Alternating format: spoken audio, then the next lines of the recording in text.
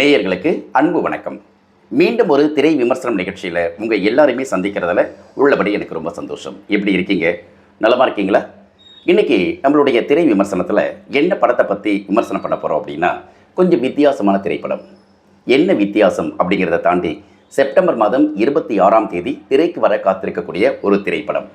So September 26க்கு இப்பயே விமர்சனம் வந்துடுச்சு அப்படின்னு சொல்லிட்டு நிறைய பேர் யோசிக்கலாம். இந்த படத்தினுடைய விமர்சனத்தை வச்சுக்கிட்டு நீங்கள் படம் பார்க்கலாம். அது மட்டும் இல்லை, படத்தை ஒட்டிய உங்களுடைய பார்வைகளை கூட பதிவு செய்யலாம். ஸோ இன்றைக்கி திரை விமர்சனம் 26ஆம் தேதி வெளிவர காத்திருக்கக்கூடிய சரீரம் திரைப்படத்தினுடைய விமர்சனத்தை தான் பார்க்க போகிறோம். வாங்க நிகழ்ச்சிக்கு போகலாம். சரீரம் அப்படின்னா என்ன? ஆக்சுவலாக சரீரம்னா உடம்பு, உடல் அப்படின்னு சொல்லுவாங்க. சாரீரம் அப்படிங்கிறப்ப குரல் இல்லையா? இப்போ சாரீரத்திற்கும் சரீரத்திற்கும் என்ன வித்தியாசம் அப்படிங்கிற உங்களுக்கு தெரியும்னு நினைக்கிறேன். ஸோ சரீரம், இந்த படத்தினுடைய பெயரே கொஞ்சம் வித்தியாசமாக இருக்குது அப்படிங்கிறத கடந்து படமும் வித்தியாசமாகவே இருக்குது அப்படின்னு சொல்லலாம். ஏன்னா சரீரம் என்பது ஒரு காதல் திரைப்படம், காதலை சொல்லக்கூடிய ஒரு திரைப்படம் அப்படின்னே சொல்லிக்கலாம். ஏன்னா காதலை பற்றி பேசிய நேற்றைய தலைமுறை படங்கள் எல்லாமே ஒரு காலத்தில் முகம் பார்க்காமையே காதல் அப்படிங்கிற ஒரு ட்ரெண்ட் செட் உருவாச்சு இல்லையா?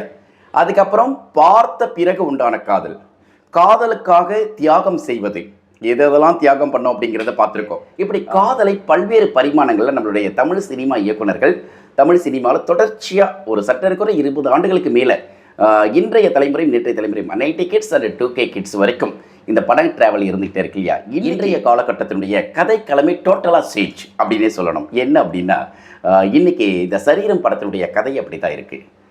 கதாநாயகன் கதாநாயகி பொதுவாகவே காதல் பண்ணுறவங்க 2 பேருக்குமே காதலிக்கும் போது சந்தோஷமாக இருக்கும், ஆனால் குடும்பத்தில் மிகப்பெரிய எதிர்ப்பு இருக்கும் இல்லையா? இந்த படத்துலேயும் அப்படி தான் 2 பேர் லவ் பண்ணுறாங்க. தர்ஷனும் சர்மியும். தர்ஷன் அறிமுகம், சர்மியை லவ் பண்ணுறாரு.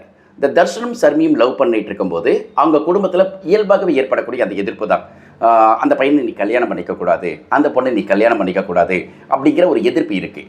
ஸோ இந்த எதிர்ப்பை மீறி அவர்களுடைய காதல் நிறைவேறாமல் போயிடுமோ அப்படிங்கிற ஒரு மிகப்பெரிய ஏக்கம் வருது. அந்த ஏக்கத்தின் பின்னணியில் தான் ஒரு விஷயத்தை உருவாக்குறாங்க. அந்த விஷயத்தை பின்னணியில் போகிறாங்க.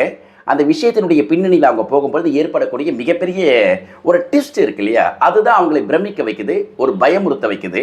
அதையும் கடந்து அவங்க அதை போயிடலான்னு நினைக்கும் போது ஒரு விஷயம் முன்னாடி நிற்கும் பொழுது ஒட்டுமொத்தமாக நம்மளுக்கு அது வேண்டாம்னு சொல்லிட்டு பின்னடிக்கிறாங்க. பேக் அடிக்கும்போது அந்த இடத்துல லாக் ஆகுது ஒரு கதை. ஸோ அதான் கிளைமேக்ஸாக நிற்குது. என்னடா சொல்கிற படத்தினுடைய விமர்சனம் ஒன்றும் புரியலடா அப்படின்னு நீங்கள் யாராவது சொன்னீங்கன்னா, நிச்சயமாக அதாவது தர்ஷன் கதாநாயகனாக இருக்கார், ஷர்மி கதாநாயகியாக நடிக்கிறாங்க. ஸோ இவங்க 2 பேரும் காதலிக்கிறாங்க. ஸோ காதலிக்கும் பொழுது இந்த அடையாளம் இருக்கு இல்லையா? நம்ம ஆணாக இருப்பதும் பெண்ணாக இருப்பதும், இப்போ இந்த அடையாளங்களை மாற்றிட்டா அவங்களுடைய காதல் சக்ஸஸ் ஆகிடும்னு சொல்லிட்டு யாரோ சொல்ல போக என்னுடைய அடையாளத்தை டோட்டலாக சேஞ்ச் பண்ணிக்கிறேன் அப்படின்னு சொல்லிட்டு திருநங்கையாக கதாநாயகனும் திருநம்பியாக கதாநாயகியை மாறிடுறாங்க.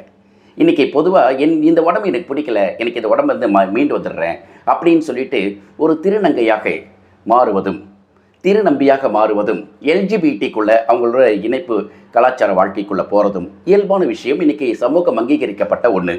ஆனால் எனக்கு இந்த சமூகத்தினுடைய இதுக்காக, அங்கீகாரத்திற்காக, அல்லது என்னை இந்த சமூகம் ஏற்றுக்கொள்ளணும் அப்படிங்கிறதுக்காக, அல்லது எங்களுடைய காதலை கொண்டாடணுன்றதுக்காக நாங்கள் இந்த பாலின மாற்றங்களை செய்து கொள்ள போகிறோம் அப்படின்னு நினைக்கும் பொழுது என்ன பிரச்சனை வரும்? இதுதான் இந்த படத்தினுடைய கதை. ஸோ இதை ரொம்ப எலாபரேட்டாக அழகாக கொண்டு போயிருக்காங்க. படத்தினுடைய தொடக்கத்திலேயே கோர்ட்டு சீன்லேருந்து ஆரம்பிக்கிறாங்க. கோர்ட்டு சீன்லேருந்து ஆரம்பித்து கிளைமேக்ஸ்க்குள்ளே வைக்கும்போது பெரிய அதிர்வு இருக்குது.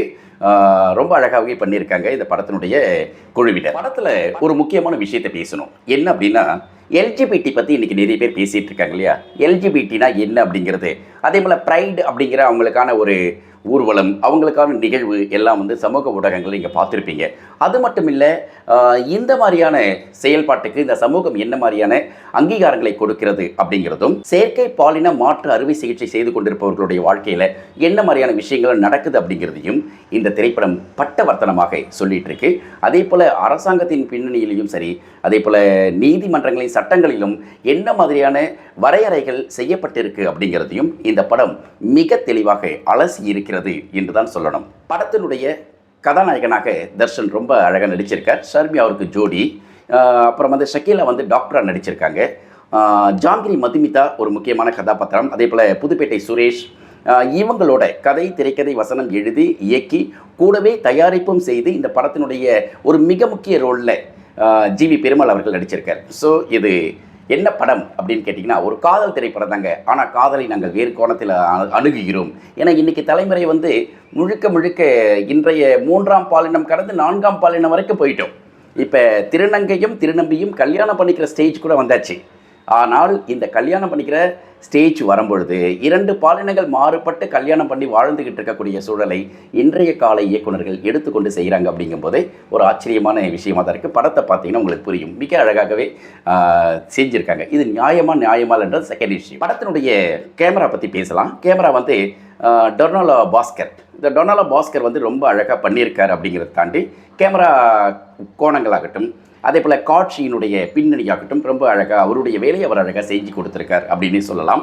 அதே மாதிரி விடி பாரதி ராஜா படத்திற்கான இசை பெருசாக சோபிக்க முடியல அப்படின்னாலும் கூட இந்த படத்திற்கு இந்த இசை போதும் அப்படிங்கிற மாதிரி தான் இருக்குது. அதனால் பெருசாக நம்ம அவரை குறை சொல்லி அவரை காயப்படுத்த வேண்டிய அவசியம் இல்லை. ஓரளவுக்கு பண்ணியிருக்கார்.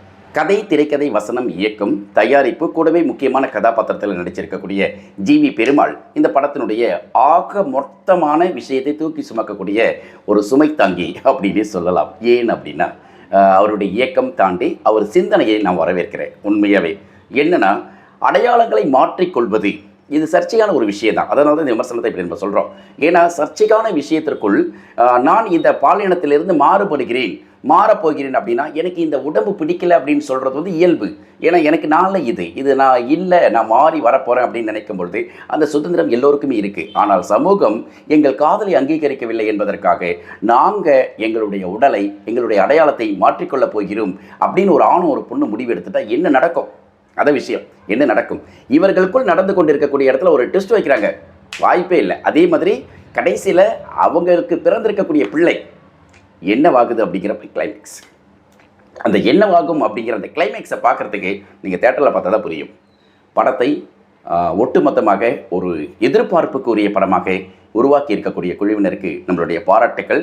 ஆனால் இந்த மாதிரியான படங்கள் சமூகத்தில் என்ன மாதிரியான விளைவுகளை உண்டாக்கும் என்பதை தாண்டி இந்த மாதிரி படங்களும் அவசியம் என்பதைத்தான் இந்த விமர்சனம் கணிக்கிறது.